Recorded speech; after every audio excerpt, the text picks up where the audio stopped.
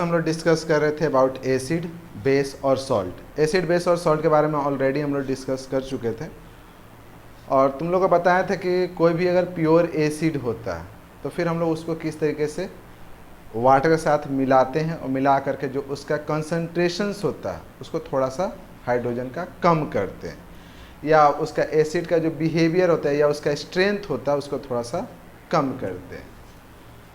आज हम लोग को डिस्कस करना है कि हाउ स्ट्रॉन्ग आर एसिड और बेस, कि कोई भी एसिड कितना स्ट्रॉन्ग एसिड है, कितना स्ट्रॉन्ग है या कितना वीक एसिड है, या कितना स्ट्रॉन्ग बेस है या कितना वीक बेस है। हमको ये कंपेयर करना है। एसिड है, मान लो मेरे पास बहुत सारा एसिड है, तो उन सारे एसिड में कौन सा स्ट्रॉन्ग एसिड है और कौन सा वीक एसिड है, और वीक है तो कितना वीक है। उसी तरह से स्ट्रॉन्ग बेस है तो कितना स्ट्रॉन्ग बेस है, तो कैसे कंपेयर करेंगे। इसके लिए पहले हम लोग एक एग्जांपल समझते हैं।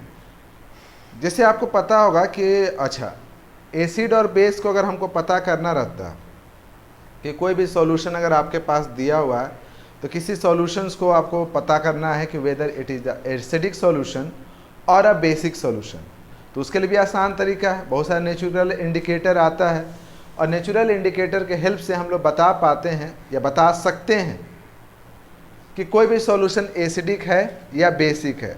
और उसके लिए नेचुरल इंडिकेटर आपको पिछले क्लास में बताया जा चुका है, या आपको क्लास 7 में भी बताया गया होगा। उसमें आपका लिटमस पेपर भी आता है, उसमें टर्मरिक जूस भी आता है, उसमें चाइना रोज़ भी आता है, उसमें रेड कैबेज आता है, फेनोलेप्थिलीन आता है।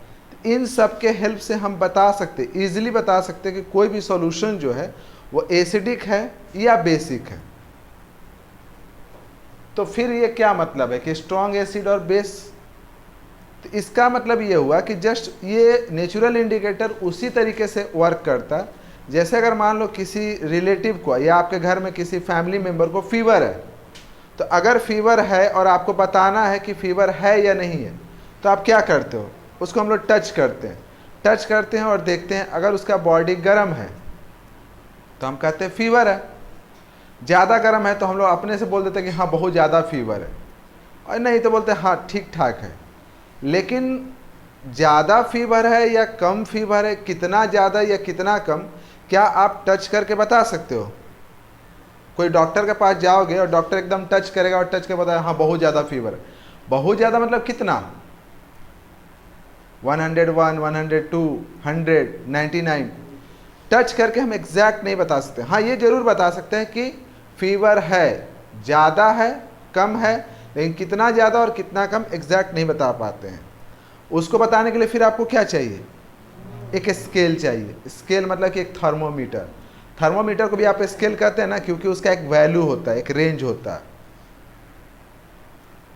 और एक सर्टेन रेंज आपको पता है कि एक नॉर्मल आदमी का जो बॉडी होता है उसका नॉर्मल टेम्परेचर क्या होता है। उससे जितना ज़्यादा उसका टेम्परेचर ज़्यादा होगा, इसका मतलब उसको उतना ज़्यादा फीवर है। और थर्मोमीटर में ये नहीं बोलता कि फीवर है, वो बताता है वैल्यू कि फीवर है तो उसकी वैल्यू क्या है। से मान लिया कि अगर किसी को बता दिया 102 तो कहते हैं हाँ बहुत ज़्यादा फीवर है। 103, 101, और अगर आया 100 तो कहते हैं नॉर्मल है। 199 को हम लोग नॉर्मल मानते हैं, उतना कोई खास नहीं। 101, 102 तो थोड़ा ज़्यादा हो जाता है। ठीक, तो जिस तरीके से हमको फीवर को मेज़र करना है और उसके लिए एग्जैक्ट वैल्यू मेज़र करना है, तो उसके लिए एक स्केल होता है, दैट्स अ थर्मोमीटर। तो उसी तरीके से हमको एग्जैक्ट बताना है कि एसिड का अगर स्ट्रेंथ है तो एग्जैक्ट वैल्यू क्या है। कैसे पता चलेगा कि कोई भी एसिड जो है वो कितना स्ट्रॉन्ग या कितना वीक है, और कैसे कंपेयर करेंगे। तो उसके लिए हमारे पास एक स्केल होता है। उस स्केल को हम लोग कहते हैं पीएच स्केल। ये जस्ट एक स्केल है, उस स्केल को हम लोग क्या कहते हैं, पीएच स्केल। P4 होता है प्रोटेंज। P4 आपका प्रोटेंज होगा, ठीक है ना। प्रोटेंज एक जर्मन वर्ड से बना हुआ है, एक जर्मन वर्ड है, और प्रोटेंज का मतलब होता है पावर, पावर ऑफ हाइड्रोजन, या आप कह सकते हैं power of hydronium ion. PH stands for P4 power, या प्रोटेंज मतलब पावर हो गया, H फॉर हाइड्रोजन या hydronium, the power of hydronium ion. अब pH स्केल जो होता है जस्ट लाइक एक थर्मोमीटर जिसमें एक मिनिमम वैल्यू एक मैक्सिमम वैल्यू होता है, तो वैसे ही एक pH स्केल होता है। और pH स्केल का जो वैल्यू होता है वो 0 से लेके 14 तक होता है। pH का जो वैल्यू निकालोगे वो 0 से लेकर के 14 तक जाएगा। अब इसके बीच में 0 से अगर आप चलते हो, मान लो कि ऐसे ले लेते हैं, यहां पे है 0 और यहां पे है 14, इसका एग्जैक्ट बीच में क्या आएगा 7, ये 7 बीच में 7 जिसका वैल्यू होता है, कोई भी ऐसा सॉल्यूशन जिसका pH वैल्यू 7 होता है उसको न्यूट्रल मानते हैं। न्यूट्रल या आप सॉल्ट कह सकते हैं। तो जो सॉल्ट होता है उसका जो pH वैल्यू होता है वो 7 होता है। 7 से अगर pH वैल्यू कम हुआ तो उसको आप एसिड बोलोगे। 7 से अगर pH वैल्यू ज़्यादा हुआ तो बेस बोलोगे। मतलब इसके इस बीच में यहाँ पे जो होगा वो एसिड कहलाएगा, और 7 से लेकर 14 तक के बीच को हम लोग बेस कहेंगे। ठीक। अब इससे जितना आप इधर आइएगा, इस 7, ये 7 एक न्यूट्रल है। आपको याद रखना कि न्यूट्रल से आप जितना दूर जाइएगा आप उतना स्ट्रॉन्ग आइदर एसिड कहलाइएगा या बेस कहलाइएगा। तो अगर ये 7 है तो 7 से दूर अगर हम इधर आए तो सबसे दूर कहाँ पे हुआ, यहाँ पे। तो यहाँ पे सबसे स्ट्रॉन्ग एसिड होगा। जैसे जैसे जैसे जैसे जैसे जैसे जैसे पास जाइएगा वैसे वैसे वीक एसिड होगा। फिर यहाँ से दूर जाइए, यहाँ पे सबसे वीक बेस, यहाँ पे स्ट्रॉन्ग मतलब वीक एसिड और वीक बेस, ये जो जगह होता है यहाँ पे क्या होता है, वीक एसिड भी होता है और वीक बेस भी होता है। जैसे जैसे तुम इससे दूर जाओगे स्ट्रेंथ बढ़ता है, चाहे इधर बढ़ो या इधर बढ़ो स्ट्रेंथ बढ़ता है। इधर बढ़ोगे तो बेस का स्ट्रेंथ बढ़ेगा, इधर बढ़ोगे तो एसिड का स्ट्रेंथ बढ़ेगा। अब मान लीजिए कि हम यहाँ पे एक लाइन ऐसे खींच देते हैं, ऐसे मान लो कि यहाँ पे एक सॉल्यूशन है PQRS,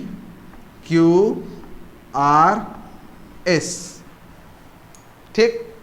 और इधर लिखते हैं ABCD। लेट्स ऐसे बीच में ये वैल्यू है कोई। इस न्यूट्रल के सबसे करीब में अगर बेस को देखो तो PQRS सब का सब बेस है। ये तो पता चल गया बेस है, जस्ट लाइक टच किए फीवर है। लेकिन उसमें से सबसे स्ट्रॉन्ग बेस कौन है, S। जितना दूर वो सबसे स्ट्रॉन्ग बेस। सबसे weak base P is weak base और S स्ट्रॉन्ग। Q और R में वीक और स्ट्रॉन्ग कौन है, Q और R में Q जो है वीक है और R जो है वो स्ट्रॉन्ग है। अगर आप वैल्यू की बात कीजिए तो 7 है तो 7 के बाद हो सकता है कि यहाँ पे क्या होगा 8, 9, 10, 11, 12, 13, 14। उसी तरह से आप पीछे आइएगा तो 6, 5, 4, 3, 2, 1, 0। तो अगर आपके पास pH वैल्यू दिया हुआ हो तो pH वैल्यू के बेसिस पे तुम कंपेयर आराम से अब कर पा रहे हो। पहला तो कोई भी सॉल्यूशन का pH वैल्यू दिया रहेगा। जैसे हम बोल दिए कि एक सॉल्यूशन है जिसका pH वैल्यू 2 है, एसिड है कि बेस है, क्योंकि 0 और 7 के बीच है तो एसिड है। अब यहाँ पे मान लिए कि pH वैल्यू जैसे 6, 5, मान लिए कि यहाँ पे हुआ 4, 3, 2, 1 और 0। अब देख रहे हो कि जो D है, एग्जैक्ट नहीं, D जो है उसका pH वैल्यू कितना है 5 है। C का pH वैल्यू 3 और 4 के बीच में है। B का pH वैल्यू 2 और 3 के बीच में है और A का pH वैल्यू 1 है। सबसे स्ट्रॉन्ग एसिड A। इन सब में अगर देखा जाए तो ABCD ऑल आर एसिड, ये सब का सब एसिड है। लेकिन इस सब में से स्ट्रॉन्ग एसिड कौन सा है, A। वीक एसिड कौन सा है, D। B और C में कौन सा है स्ट्रॉन्ग और वीक, बी जो है स्ट्रांग है, सी जो है। अब इसको अगर तुमको अरेंज करना होगा, increasing order of their strength, अगर कहेगा increasing order of their strength कि इन सबसे वीक, उससे ज़्यादा, उससे ज़्यादा, उससे ज़्यादा, उससे ज़्यादा, तो आप ऐसे अरेंज कर दोगे, पहले डी, उससे ज़्यादा सी, उससे ज़्यादा बी, उससे ज़्यादा ए। और इसमें पूछेगा तो पहले पी, फिर Q, R, S. PH scale से जो क्वेश्चन पूछता है 3 नंबर में पूछता है और बिल्कुल ही आसान सा पूछता है। एक टेबल बना के दे देगा आपको, टेबल दे देगा, सिंपल सा एक टेबल बना रहेगा। उसमें क्या रहेगा ना कि जैसे कि दिया रहेगा, जैसे एक टेबल मान लिया हमारे से आपको दे दिया। अब यहाँ पे मान लिया कोई सॉल्यूशन है ए, बी, सी, ऐसे लिखा रहेगा, ठीक है ना। मान लिया कि यहाँ पे एक और लेते हैं डी, और इसका पीएच वैल्यू यहाँ दे देगा 0, 14, 12, 7। ठीक, क्वेश्चन इसमें यही पूछेगा, मतलब ये एकदम नहीं कि अब पूछेगा ना कि आइडेंटिफाई द न्यूट्रल सब्सटेंस। इसमें न्यूट्रल सब्सटेंस कौन सा है? इसमें न्यूट्रल सब्सटेंस 7 है कि डी है? डी न्यूट्रल है। कौन एसिड है? ए। कौन बेस है? तो इसमें क्या पूछेगा ना, वो तो देख रहा है बी सी, तो बोलेगा बताइए कि स्ट्रॉन्ग बेस कौन सा है? बी। और वीक? इन दोनों में कंपेयर किया जाए तो बस 3 नंबर में क्वेश्चन यही पूछेगा आपसे। आपसे ये नहीं पूछता है कि डिफाइन पीएच। पीएच का कभी कभी डिफाइन करने बोल देता है, तो जब भी डिफाइन करने बोलेगा तो आप पहले लिखिएगा pH, P for potenz, it's a German words meaning power, H for hydrogen और हाइड्रोनियम। तो pH define as it is the power of hydronium ion. PH range कहाँ से कहाँ होता है? What is the range of pH value? तो range का मतलब कि कम से कम, ज़्यादा से ज़्यादा। तो पीएच का जो रेंज होता है 0 से लेकर के, what is the range of acid? तो between 0 to 7। Range of base तो 7 से न्यूट्रल 7। क्लियर है? यहां तक समझ में आया? एक चीज और समझिए, अब पीएच हम लोग निकालते कैसे हैं? किसी भी सॉल्यूशन का अगर हमको पीएच निकालना होगा तो कैसे निकालेंगे? तो सबसे पहले इसको इरेज कर दें। अच्छा, एक चीज़ और हम बता देते हैं। अगर आप देखिएगा ये स्केल को कहीं कहीं पे, तो इसमें कलर रहता है सबसे किनारे में, चूंकि ये सबसे स्ट्रॉन्ग एसिड है, एकदम डार्क रेड कलर होगा। जैसे जैसे एसिड का स्ट्रेंथ कम होते जाता है तो रेड का जो कलर है थोड़ा सा कमज़ोर होते जाता है। रेड थोड़ा सा कमज़ोर होगा तो ऑरेंज होगा, ऑरेंज से येलो, येलो से ग्रीन, फिर यहाँ पर बीच में आएगा तो ग्रीन। सबसे स्ट्रॉन्ग जहाँ पे एसिड होता है वहाँ पे देखिएगा रेड कलर। आपको फिर याद आएगा वो लिटमस पेपर, फिर वो कटा हुआ एप्पल जिसको रख देते हैं तो रखने के बाद वो किस तरह का हो जाता है? रेड। तो जो स्ट्रॉन्ग एसिड होता है वो एकदम डार्क रेड कलर का होता है। बेस किस कलर का? ब्लू। तो आप यहाँ देखिएगा, आपके पास होगा बुक में पीएच स्केल, तो यहाँ पर ब्लू कलर होगा और बीच में आपको ग्रीन आएगा, ठीक है ना। तो यहाँ पे सबसे रेड, रेड से धीरे धीरे कम होते जाए तो ऑरेंज, फिर येलो, फिर ग्रीन, और फिर यहाँ से ग्रीन थोड़ा कम होते होते लास्ट में डार्क ब्लू। तो जहाँ डार्क ब्लू होता है वो स्ट्रॉन्ग बेस होता है, जहाँ डार्क रेड होता है वो स्ट्रॉन्ग। तो आप कलर को देख के भी बता सकते हो कि कौन सा एसिड और कौन सा बेस है, कौन सा स्ट्रॉन्ग एसिड और कौन सा स्ट्रॉन्ग बेस है।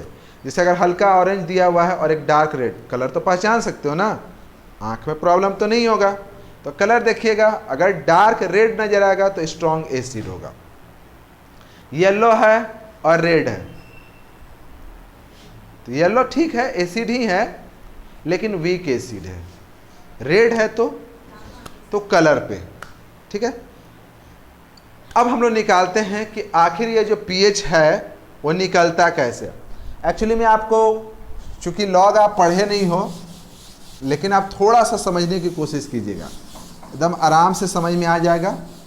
और ये आप मान के चलिए कि ये आपके सिलेबस में नहीं है, ठीक, लेकिन फिर भी अगर समझ में आ गया अच्छी बात है। किसी भी सॉल्यूशन में, कोई सॉल्यूशन तो समझते ही होंगे। पानी है, पानी में नमक मिला दिए तो भी एक सॉल्यूशन बन गया। पानी है, उसमें नींबू मिला दिए तो भी एक सॉल्यूशन बन गया। पानी है, उसमें जहर मिला दिए वो भी एक सॉल्यूशन बन गया। पानी में बियर मिला दिए, करे वो भी एक सॉल्यूशन है। तो सॉल्यूशन, तो किसी भी सॉल्यूशन में जो concentration of H plus ion, ठीक है ना, इनटू OH माइनस आयन, किसी भी सॉल्यूशन में concentration of H plus ion और concentration of OH minus ion equals to होता है 10 टू द पावर माइनस 14। बस ये याद कर लो, रट लो। क्या याद करना है कि कोई भी सॉल्यूशन के अंदर में H प्लस आयन होगा और OH माइनस आयन होगा, दोनों मिलाकर के न्यूट्रल हो जाता है। तो किसी भी सॉल्यूशन के अंदर में H plus ion into OH minus ion equals to 10 to power minus 14। अगर मान लिया कि ये 10 टू द पावर माइनस 7 हुआ तो ये भी 10 टू पावर माइनस 7 होगा। लेकिन अगर ये 10 का पावर माइनस 3 हो गया, ये 10 का पावर माइनस 2 हो गया, तो अगर मान लिया कि ये मेरा 10 का पावर माइनस 2 हुआ तो फिर ये क्या होगा, 10 का पावर माइनस 12। दोनों मिल करके होना कितना चाहिए। अच्छा ये देखो, ये तो समझ गया। अगर ये 10 का पावर माइनस 1 है तो ये 10 का पावर, अच्छा ये बताइए आप कि इस दोनों में वैल्यू किसका ज्यादा है। ये बड़ा वैल्यू है कि ये बड़ा वैल्यू है, ये ना।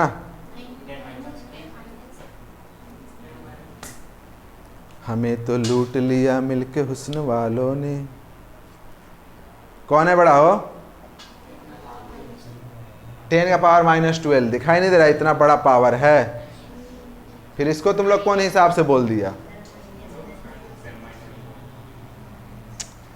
बड़ा ही सब नटखट बच्चा है। माइनस में है, माइनस का मतलब हुआ कि इसके 1 बाई में 10 का पावर माइनस 2, मतलब एक को 100 से डिवाइड करना है, और इसको लिखेंगे तो 1 बाई 10 का पावर 12, तो ये छोटा हो जाएगा। तो इसका मतलब कि इस, अगर ए पर्टिकुलर सॉल्यूशन मान लिए ए है तो ए में हाइड्रोजन का कंसंट्रेशन ज़्यादा है, हाइड्रोक्साइड का जो कंसंट्रेशन है वो कम है। और किसी सॉल्यूशन में अगर हाइड्रोजन का कंसंट्रेशन ज़्यादा हुआ तो वो एसिड कहलाएगा, अगर इसका कंसंट्रेशन ज़्यादा हुआ तो बेस कहलाएगा। तो ये एसिड है। तो अब ऐसे करके पता करेंगे।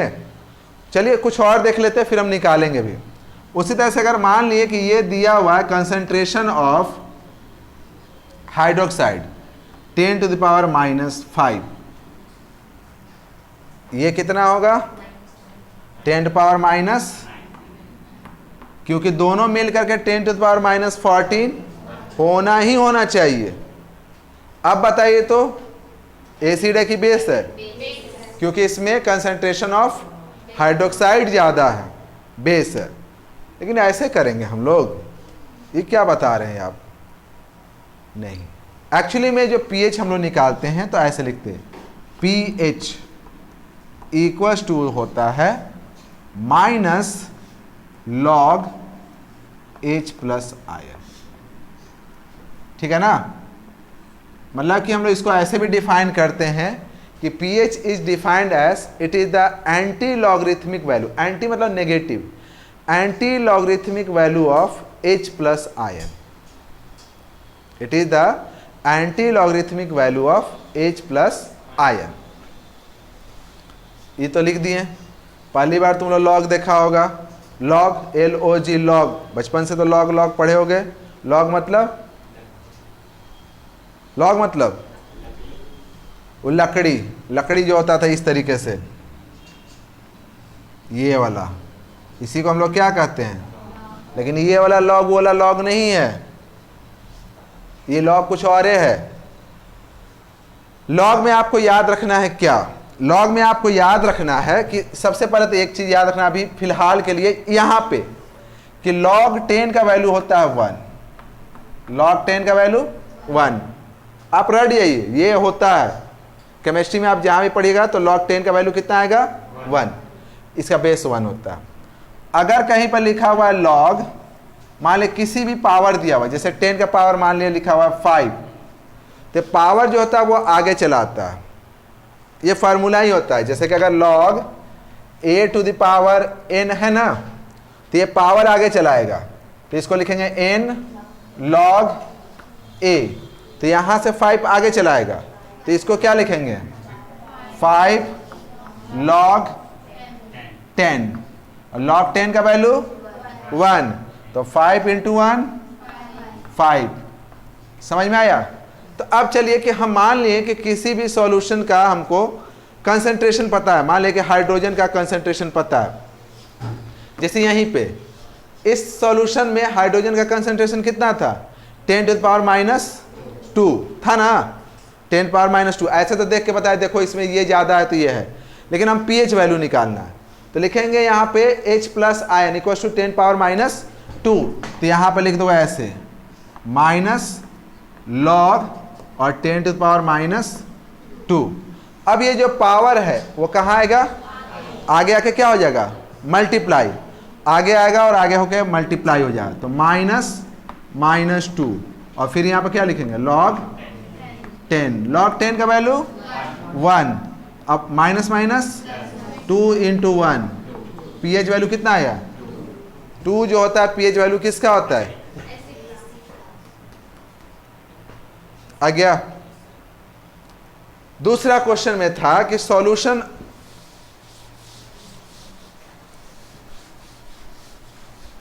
देखो अगर मान लिया कि ऐसे दिया हुआ है, ये तो समझ में आ गया ना, ये आप याद रखिएगा कि log a to the power अगर n रहेगा तो इसको क्या लिखेंगे n log a, जितना जरूरत है बस उतना ही काम चले। अब मान लिए कि कहीं पे किसी सॉल्यूशन में concentration of OH minus ion दिया हुआ है कि concentration of OH minus ion equal to 10 to the power -11 दे दिया है। अब आपको दोनों नहीं देगा, दोनों में से कोई एक देगा। बोला कि find the pH of solution in which the concentration of hydroxide OH ion is 10 to the power -11। अब इसका pH वैल्यू कितना होगा, तो अब OH के बेसिस पे हम pH नहीं निकाल सकते हैं, हाँ इसके बेसिस पे हम ये फार्मूला यूज करेंगे, और इसके हेल्प से हम क्या निकालेंगे H प्लस आयन। समझ में आया? तो हम लिखेंगे OH माइनस 10 टू पावर -11, तो H प्लस आयन कितना हो गया 10 टू पावर -3, ये दोनों मिल करके 10 पावर -14 होता है ना। अब OH दिया हुआ 10 पावर -11, तो वो कितना होगा -3, तो -14 हो जाएगा। तो यहां से अगर आप H प्लस आयन निकालिएगा तो ऐसे देखो, ऐसे लिख दो चुपचाप, H प्लस into OH minus equals to 10 power -14। तो यहाँ से हो गया मेरा H प्लस तो हमको निकालना ही है, OH कितना है 10 पावर माइनस, ये इधर जाकर डिवाइड हो गया, H प्लस 10 पावर -14 10 पावर -11, ये बचेगा H प्लस 10 पावर और इसका pH वैल्यू कितना आएगा, डायरेक्टर देखोगे तो ऐसे लिखेंगे pH माइनस लॉग, और यहाँ पे कितना है 10 पावर -3, तो -3 आगे आ गया, लॉग 10 कितना हो गया, इसका pH वैल्यू आ गया। कुछ समझ में आ रहा है, पल्ले नहीं पड़ रहा। तो हम डायरेक्ट ऐसे देख के 10 पावर -3 अगर H प्लस आयन 10 पावर -3 है तो ये पावर जो है ना 3 यही इसका pH वैल्यू होगा। समझ में आया? तो किसी भी सॉल्यूशन में अगर हाइड्रोजन का हमको कंसंट्रेशन पता हो या हाइड्रोक्साइड का भी कंसंट्रेशन पता हो तो हम आराम से उसका pH वैल्यू निकाल सकते हैं। क्लियर है? लेकिन आपको एग्जाम में 10th क्लास तक ये pH वैल्यू निकालने के लिए नहीं पूछेगा। हम आपको थोड़ा सा ऐसे ही बता दें कि pH वैल्यू निकलता कैसे। आगे जब 11th क्लास में जाओगे तो पूरा का पूरा जब पढ़ोगे तो पूरा पढ़ोगे इसमें pH वैल्यू कैसे निकलता है और अच्छा खासा उसमें रहेगा क्वेश्चन। ठीक ना? तो कुल मिला के आज हम लोग सिंपल सा pH स्केल के बारे में डिस्कस किए। तो pH स्केल एक ऐसा स्केल होता है जिसका रेंज होता है 0 से 14 तक होता है। 0 से 7 के बीच में अगर pH वैल्यू हुआ तो एसिड होता है, 7 से 14 के बीच में हुआ तो बेस होगा, जिसका वैल्यू 7 होता है वो न्यूट्रल होता। जितना कम pH वैल्यू होगा, जितना कम वो उतना स्ट्रॉन्ग एसिड होगा, और जितना ज़्यादा pH वैल्यू होगा वो उतना स्ट्रॉन्ग बेस होगा। वीक बेसिस में कौन सा आ गया? तो जिसका pH वैल्यू 8 हुआ, 8 होगा तो pH वैल्यू, तो इसका मतलब कि 8 वाला तो बेस हो गया। और कैसा बेस? Weak base. 8, 9, 10, 11, 12, 13, 14 जो होता है उसको हम लोग स्ट्रॉन्ग बेस कहते हैं। और फिर आपको कलर भी दिमाग में रखना होगा कि जो एकदम स्ट्रॉन्ग एसिड होगा वहाँ पे एकदम डार्क रेड कलर होगा। pH स्केल आप देखिएगा, घर पे जाइएगा, चाहे कहीं भी बना हुआ भी देखिएगा ना पिक्चर में, तो pH स्केल में वैल्यू तो दिया रहेगा लेकिन वहाँ कलर भी दिया रहेगा। और जहाँ पे न्यूट्रल होता है वहाँ पे ग्रीन कलर दिया रहता है, और जहाँ बेस होता है फिर वहाँ पे ब्लू कलर होता है। तो आप pH स्केल को पढ़ करके और इस पर नोट्स रेडी कर लोगे। ठीक है? चलो आज के लिए इतना ही रहने दो।